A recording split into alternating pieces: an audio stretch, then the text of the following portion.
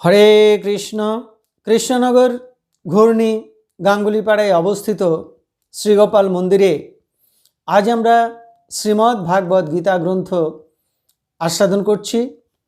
আমরা আস্বাদন করছি শ্রীমদ্ ভাগবত গীতার চতুর্থ অধ্যায় জ্ঞান যোগ, শ্লোক সংখ্যা 30। ওম অখণ্ড মণ্ডলাকারং ব্যাপ্তং যেন চরাচরম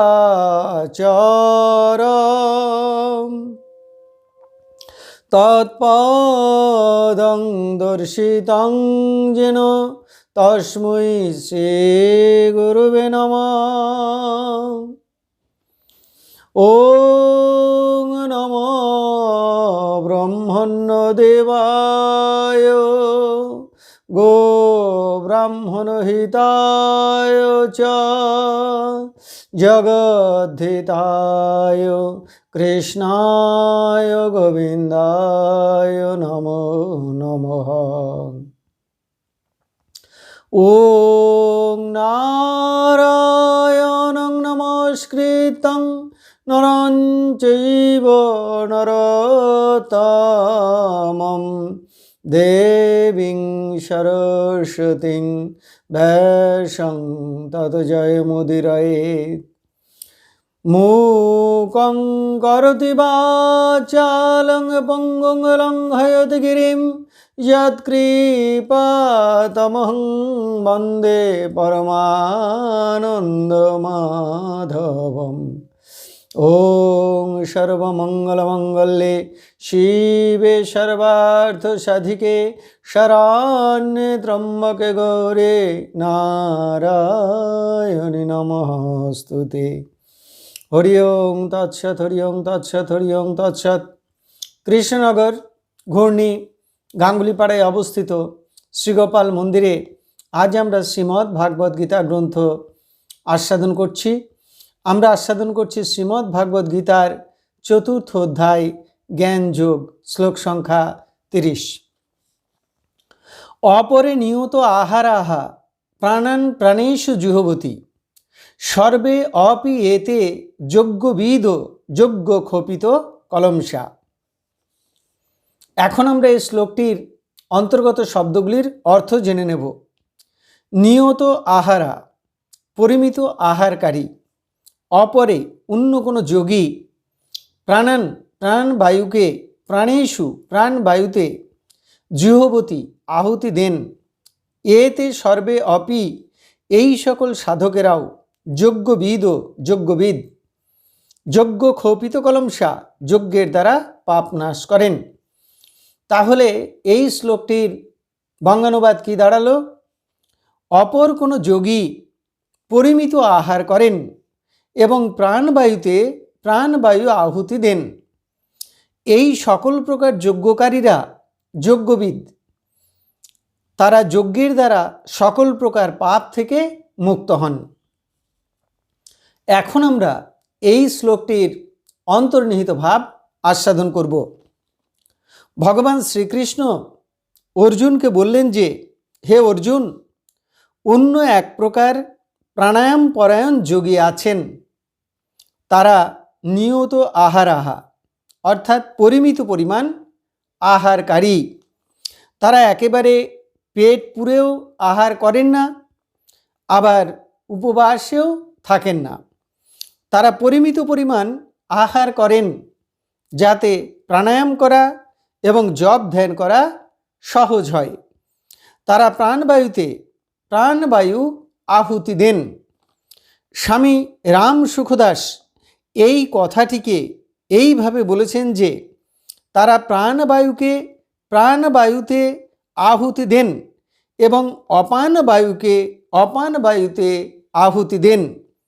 প্রাণবায়ুকে প্রাণবায়ুর জায়গায় আবদ্ধ রাখেন, অপান বায়ুকে অপান বায়ুর জায়গায় আবদ্ধ রাখেন। শ্বাস ছাড়াও নয়, শ্বাস গ্রহণও নয়, একে স্তম্ভ বৃত্তি প্রাণায়াম বলা হয়।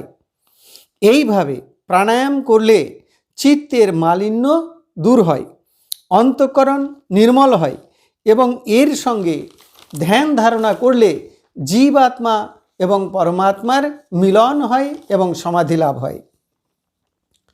এই প্রাণবায়ুতে আহুতি দেওয়া, এই কথাটির ব্যাখ্যা প্রসঙ্গে শঙ্করাচার্য বলেছেন যে প্রাণায়াম পরায়ণ যোগীরা যে প্রাণবায়ুটিকে জয় করতে পেরেছেন, সেই প্রাণবায়ুটিতে অন্যান্য প্রাণবায়ু আহুতি দেন। অর্থাৎ যে প্রাণবায়ুটি বশীভূত হয়েছে তার মধ্যে যেন অন্যান্য প্রাণবায়ু প্রবেশ করে। গীতার এই 4th অধ্যায়ের 24 সংখ্যক শ্লোক থেকে শুরু করে 30 সংখ্যক শ্লোকের অর্ধেক পর্যন্ত যে বিভিন্ন প্রকার যজ্ঞকারীদের কথা বলা হলো, অর্থাৎ ব্রহ্মযজ্ঞকারী, দৈবযজ্ঞকারী, সংযম যজ্ঞকারী, দ্রব্যযজ্ঞকারী, স্বাধ্যায় যজ্ঞকারী, তপযজ্ঞকারী ইত্যাদি যজ্ঞকারীগণ তারা সকলেই যজ্ঞবিদ, অর্থাৎ যজ্ঞ কি তা তারা জানেন, তারা যজ্ঞ বিশারদ। তারা শ্রী বিষ্ণুর প্রীতির নিমিত্ত নিষ্কামভাবে কর্তৃত্বাভিমান শূন্য হয়ে, অহংকার শূন্য হয়ে, ফল কামনা শূন্য হয়ে কর্মগুলি সম্পাদন করেন।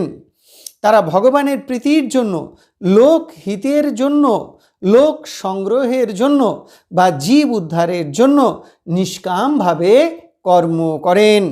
তারা এইভাবে যোগ্য বুদ্ধিতে কর্মগুলি করবার জন্য সমস্ত কর্মের বন্ধন থেকে মুক্ত হন। তারা কর্মের পাপ পুণ্য, ভালো মন্দ, জ্ঞান অজ্ঞান সমস্ত কিছু থেকে মুক্ত হয়ে সনাতন ব্রহ্মকেই প্রাপ্ত হন। এতক্ষণ আমরা শ্রীমদ্ ভাগবত গীতার 4th অধ্যায়ের জ্ঞান যোগের 30 সংখ্যক শ্লোকটি আস্বাদন করলাম। আমি শ্লোকটি আরও একবার পড়ছি, তাহলে এর অর্থগুলো আমাদের হৃদয়ে সুন্দরভাবে পরিস্ফুট হবে। অপরে নিয়ত আহারাহা প্রাণান প্রাণেষু জুহবতী সর্বে অপি এতে যজ্ঞবিদ যজ্ঞক্ষোপিত কলমসা। অর্থাৎ অপর কোনো যোগী পরিমিত আহার করেন এবং প্রাণবায়ুকে আহুতি দেন। এই সকল প্রকার যজ্ঞকারী এরা সবাই যজ্ঞবিদ। তারা যজ্ঞের দ্বারা সকল প্রকার পাপ থেকে মুক্ত হন। এখন আমরা শ্রীমদ্ ভাগবত গীতার মাহাত্ম্য পাঠ করব।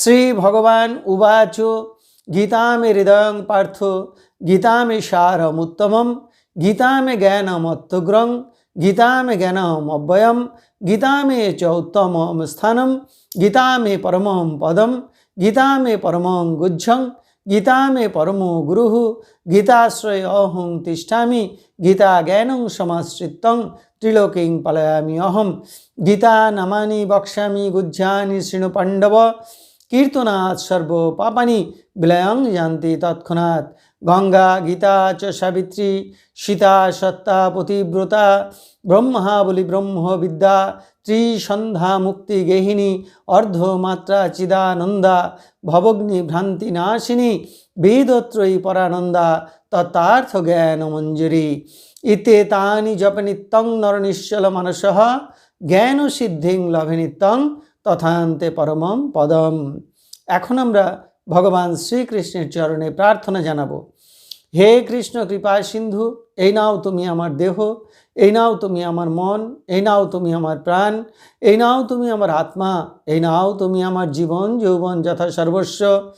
হে কৃষ্ণ কৃপা সিন্ধু, তুমি পিতা, তুমি মাতা, তুমি পুত্র, তুমি কন্যা, তুমি স্থাবর জঙ্গম কীট পতঙ্গ লতাপাতা রূপে রূপে প্রতিরূপে তুমি বিরাজিত।